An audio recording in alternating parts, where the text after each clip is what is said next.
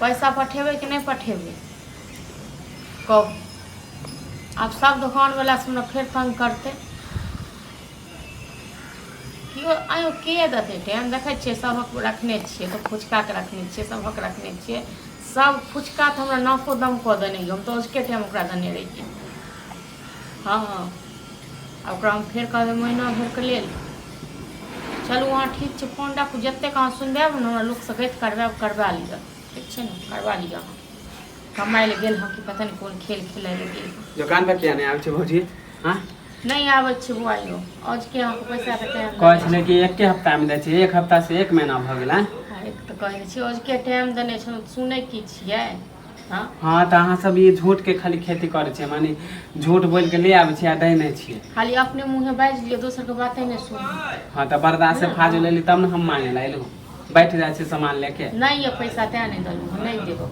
हां नहीं देब। हां त हमरा 10 दिन के अंदर में दू पैसा अखन नहीं देब अखन हमरा मारियो देब न तइयो नहीं देब पैसा मारो ने अहाँ सब के ग्राहक रहते न तब तो दुकान खोल लेबे हम ई महीना भर रुक जाओ बुझलो जे एते दिन रुकलो त कथी एक महीना रुके भैया कथी करे कमा के हैं भैया कथी करे छे कमा के भैया तो मरै छे बुझलो भैये एहन रहतिए न तै दुआरे हमरा लोक सुन पड़ैया नहीं तो हम सुने वाला छलो हर समय बाहरो रहा कहै छे पैसे नहीं है हैं हेयो बुआ अहाँ जे रुपया लेना केने छी हम या गांव में रहू बुझलो। हां तो सब यही गांव में रहते कोई नहीं भागे है सब यह बात बोले। अहाँ कते रुपया यहां का 3000 रुपया 3000 रुपया दुआरे मतलब हम की करब सबटा घर घराड़ी बेच के त चल कहै छी घर घराड़ी बेच दे हमर उचित पैसा दो ना तो उचित पैसा दो दे कोनो 3000 के 3 लाख या 30000 नहीं है। हां त हमरा ले 3000 3 लाख है दियो हमर पैसा सामान ला न हो हो तो दुकानों पर नहीं कियो जाए कथी के हम अपन दे जाए पैसा में पूछे न त कत कहै बोली से मौत छुआ के चाहे। हां उधारी दू त बरनी अहाँ के दुनु में बेटा के देखने है हम में आयो हां ज्यादा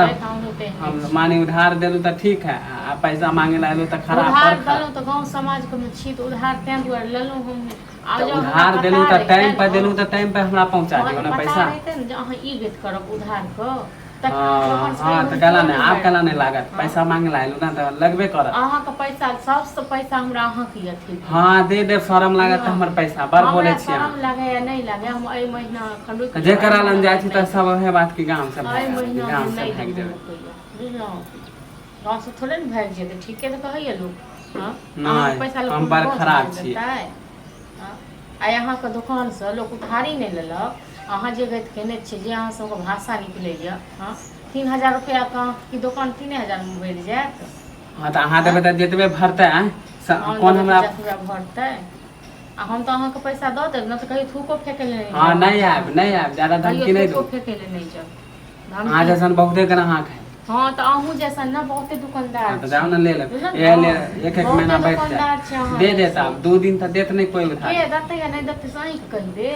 हां अही हम घर चला दे छलिया हम किया चला देबा हम किया चला देबा। हां आ यहाँ दुकान खोलिए 10 साल से हम तो रसोई बसै छिए कहीं के दुकान से सामान आने छलिया। हां त रहे तू हम आए खोल ले दुकान त हमार पैसा दे दियो हम पैसा अखन महीना नहीं। हां त हम आवे छी 10 दिन 15 दिन के बाद तब बताएब पैसा हम देबे करब। हां आवे छी त डर थोड़े नहीं पैसा लगते।